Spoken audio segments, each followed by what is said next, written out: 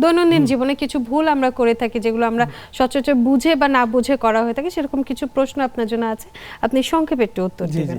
প্রথম প্রশ্ন হচ্ছে, হাঁটু ব্যথা হলে সম্পূর্ণ বিশ্রাম নেওয়া কি ঠিক? না, বিশ্রাম নেওয়া ঠিক না, সম্পূর্ণ ঠিক না। ব্যথা থাকা অবস্থায় হাঁটা বা ব্যায়াম করা যায়? ব্যথা যদি অতিরিক্ত থাকে হাঁটা বা ব্যায়াম করবে না, যদি ব্যথা সহনীয় থাকে তাহলে হাঁটা বা ব্যায়াম করবে। আচ্ছা, হাঁটু ব্যথায় গরম শেক নাকি ঠান্ডা শেক, কখন কোনটি? যদি অ্যাকিউট পেইন হয়, ব্যথা অতিরিক্ত পরিমাণ থাকে, সেই ক্ষেত্রে ঠান্ডা সেক দিবে। যদি ব্যথা সহনীয় হয়, নরমাল থাকে, সেই ক্ষেত্রে গরম সেক দিবে। আচ্ছা, যদি হঠাৎ আজকে ব্যথা হলো না, সেই ক্ষেত্রে ঠান্ডা সেক দিবে। তেল মালিশ করলে কি সত্যি হাঁটুর ক্ষয় করে?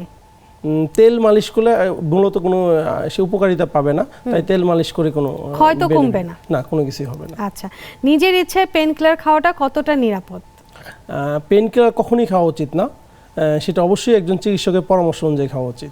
আচ্ছা, দীর্ঘদিন ব্যথার ওষুধ খেলে কি ধরনের সমস্যা হতে পারে? দীর্ঘদিন যদি কেউ ব্যথার ওষুধ খায়, সেই ক্ষেত্রে তার কিডনি সমস্যা হতে পারে, তাই কেউই দীর্ঘদিন ব্যথা খাবেন না। আপনি 5 থেকে 7 দিন, এর বেশি কাউরি খাওয়া উচিত না। আচ্ছা, নি ক্যাপ বা নি সাপোর্ট কি সবার জন্য প্রয়োজন? নি ক্যাপ বা নি সাপোর্ট সবসময় পরা উচিত না, সেক্ষেত্রে আপনার হাঁটুর চারপাশের মাংসপেশিগুলো দুর্বল হয়ে যাবে। কোনো ক্ষেত্রে যদি আপনি জার্নি করেন, কোথাও দূরে কোথাও যাবেন বা অনেক বেশি হাঁটতে হবে, উঁচু নিচুতে হাঁটতে হবে, সেই ক্ষেত্রে নি ক্যাপ করবেন। আচ্ছা, হাঁটু ব্যথায় ফিজিওথেরাপি কতটা গুরুত্বপূর্ণ? হাঁটু ব্যথায় ফিজিওথেরাপি বলতে বাসায় আপনি কিছু এক্সারসাইজ আছে বা হাঁটু ব্যথার ব্যায়াম আছে, সেগুলো বাসায় নিজে নিজে করলেই আপনার হাঁটুর জন্য ভালো হয়ে যাবে।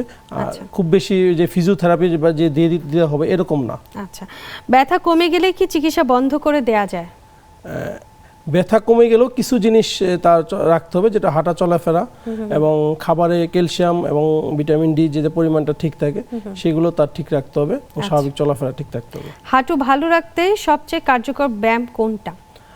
হাঁটু ভালো রাখতে আমরা যেগুলো অ্যারোবিক এক্সারসাইজ বলি, সেই যেমন আমাদের সুইমিং করা, হাঁটা, বয়স্কদের ক্ষেত্রে হাঁটা চলাফেরা বা সাইক্লিং করা বা ওয়াকিং করা, এই এক্সারসাইজগুলো যারা যেটা করতে পারে সেটাই তার জন্য ভালো।